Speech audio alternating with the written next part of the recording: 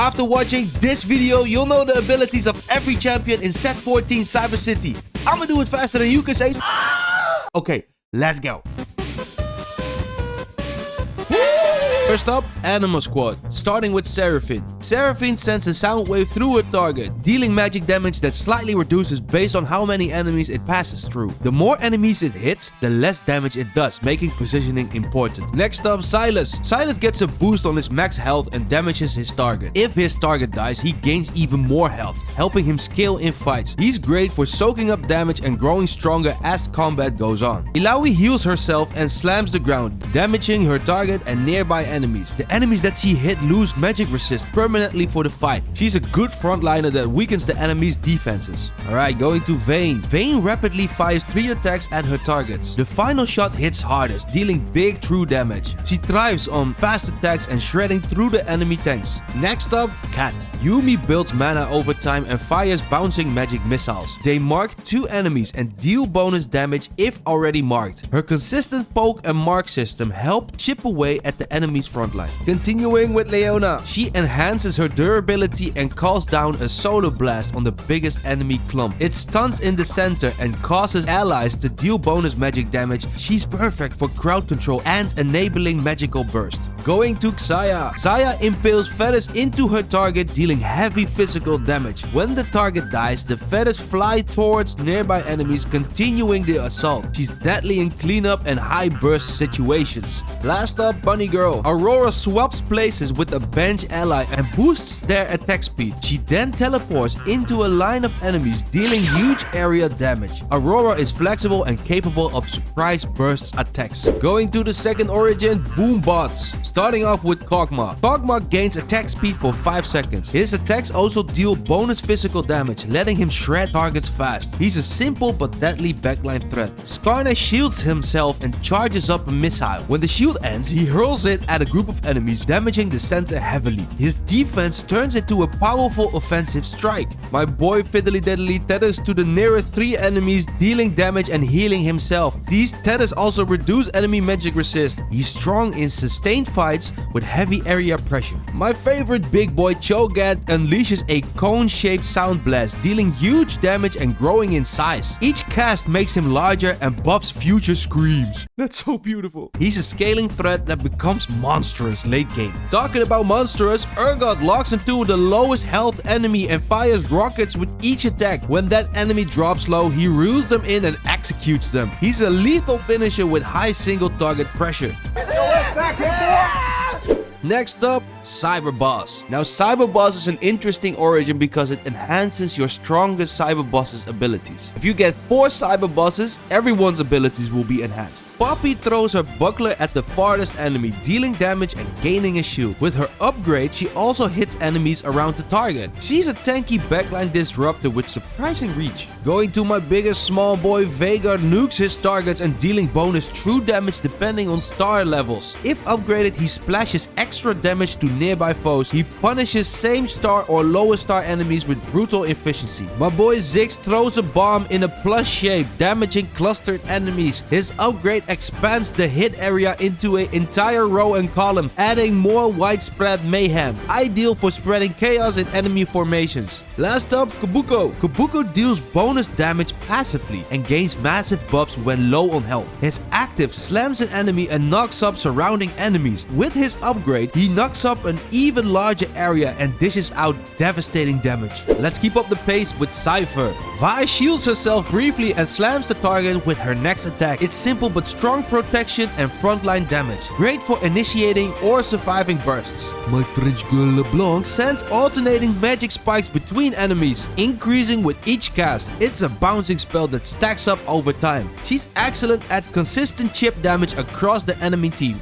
My boy Tyler 1 throws giant axes in a line and back, dealing damage that drops slightly per enemy hit. He's all about positioning and raw front to back damage. His axes can shred through enemy formations. My hero Galio gains durability and then sends a whirlwind at the enemy who hurt him most. It stuns and deals good magic damage. He's both a wall and a punisher. Last up, my ninja Zad marks and teleports to the farthest enemy, summoning shadows on others. He and his shadow strike adjacent enemies. It's a sneaky execution move that can disrupt the backline fast. Let's go to the next one, Divinicorps. Morgana hacks 2 enemies, dealing damage over time. It's sustained non-burst magic damage. She's best used for weakened enemy lines gradually. Sayonara Kane cause Rost is in the game, knocking up enemies into the air, healing himself while damaging them. It's a bruiser style ability focusing on sustain, ideal for frontline disruption. It's always happy hour with Gragas healing himself then throwing a cask at the largest enemy group. It deals area magic damage in a small radius. He combines self-healing with team-wide pressure. Sarah attacks with a laser that pierces multiple enemies, dealing bonus damage. Her passive splashes damage to enemies near her target. She's a hybrid DPS and a great AoE. Depression hitting hard with Vex. Vex gains Omnivamp and sends a shadow to damage and then explode on enemies. It deals heavy splash magic damage. She's a powerful backline magic threat. Last up, the Croc. Renekton's passive takes a bite out of the unit in the hex behind him, dealing 40% of their max health as true damage. He gains 40% of their health and 33% of their attack damage. The Croc's active slams enemies in a large area, burning and wounding them. He grows massively in health and enters a frenzy, attacking multiple times. He's a rampaging juggernaut. Continuing with Exotech, starting with Jax. Jax shields himself and damages nearby enemies. He's reliable and great for holding the front line. The shield buys time for your damage dealers. Going to the champ who is addicted to screams, Jhin throws a bouncing grenade that hits 4 enemies, returning to the first. It reduces armor and deals heavy damage. He's all about that calculated rhythmic burst. The Fury summons her pack to bite her target after damaging them. Each cast calls more allies to help. Her bite builds into a savage takedown.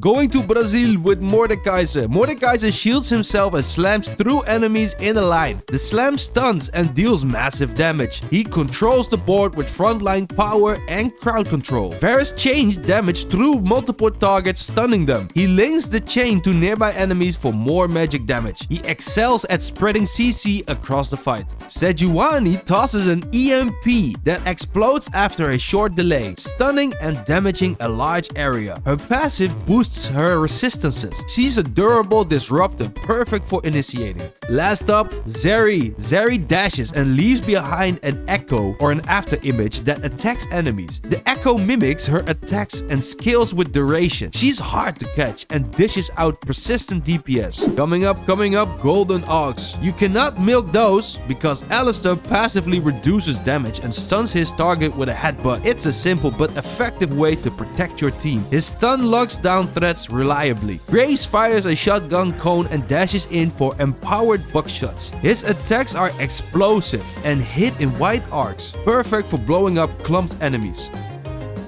Jarvan shields himself and slashes in a wide arc, reducing enemy armor. The more enemies hit, the stronger his shield. He's a strong initiator and debuffer. Annie hurls fireballs that split into nearby enemies. Every 4th cast, she summons Tibbers to burn everything around. She's a fiery force that scales with time. Next up, Aphelios. As the fight heats up, he ramps up his attack speed, zeroing in on the lowest health enemy. Each shot he fires is deadly, clean and calculated, perfect for executing weakened targets before they can escape. Nitro will blow up your world, starting up with Kindred. Kindred fires a blazing wolf at their target, dealing physical damage based on their attack damage. If the initial target is overkilled, the excess damage bounces to the nearest enemy. Nidalee claws through her target with a blast of magic damage, then lashes out at nearby enemies for extra AoE.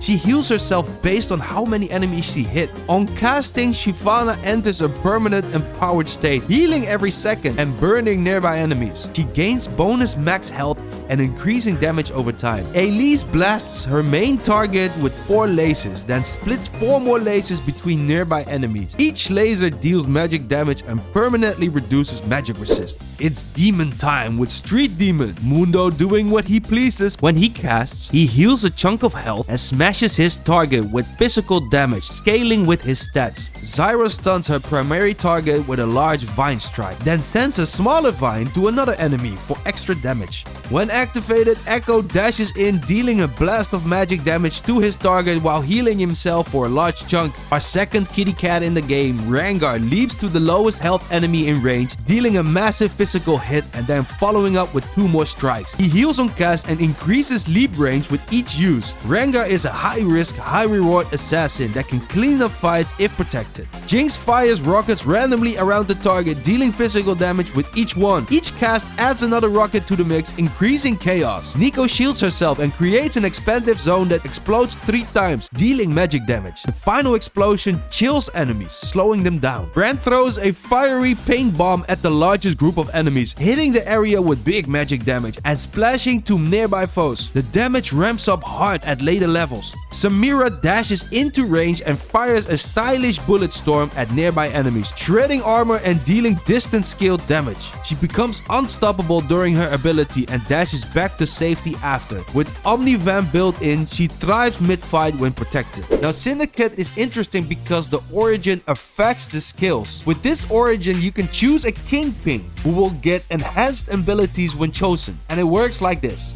Pink Ward, Shaco, gains passive bonus attack damage for every kill this game. His abilities deal strong single target damage. Choosing him as your Kingpin, he teleports behind enemies for a deadly backstab. If the kill lands, he can instantly recast, perfect for chain assassinations. Twisted Fate stacks ability power with every attack, then throws cards at his main and secondary targets for solid magic damage. With Kingpin bonus, he can throw a powerful special card that might pierce, true damage, or even generate gold. At max upgrades, he slings all 3 cards, massive value. Darius heals himself and slams enemies nearby, dealing physical damage and applying Sunder to reduce their armor. His Kingpin bonuses extend his range and healing based on how many enemies he hits. The Manly Braum gains a hefty shield, and when it breaks, it explodes to damage and chill nearby enemies. His Kingpin bonuses boost his defenses and add magical damage to his basic attacks. Last up, Misfortune fires waves of bullets towards the biggest clump of enemies, dealing high damage with each wave's first bullet. With Kingpin bonuses, she fires more waves and even gains piercing damage. She's your go-to carry for wiping out group teams in the late game. 2 more to go, starting with Virus. Now this one is a little bit special. It only applies to Zac. So there's 2 components to Zac. First up, his passive. When Zac reaches critically low health, he splits into 2 clones with partial HP. His active ability lets him bounce 3 times, dealing AoE magic damage, stunning enemies, and healing himself. Last but not least, God of Net. This origin only applies to Garen. Garen gains a massive shield and slams his target, sending out a damaging wave. If the wave hits 2 or fewer enemies, he regains mana for faster recast. And there you go. Now you know the ability of every champion in set 14 CYBERCITY. Remember though, there is so much more to TFT, like trades, origins, positioning, item use, etc. Throughout this set, I will drop tons of TFT and especially double up content. Me and my partner want to reach master rank in double up, so if you want to learn more or you want to follow our journey, I suggest you drop a subscribe and join our beautiful Scream Squad. That's all for me. Shout out to the Scream team, and I'm gonna see you guys next time.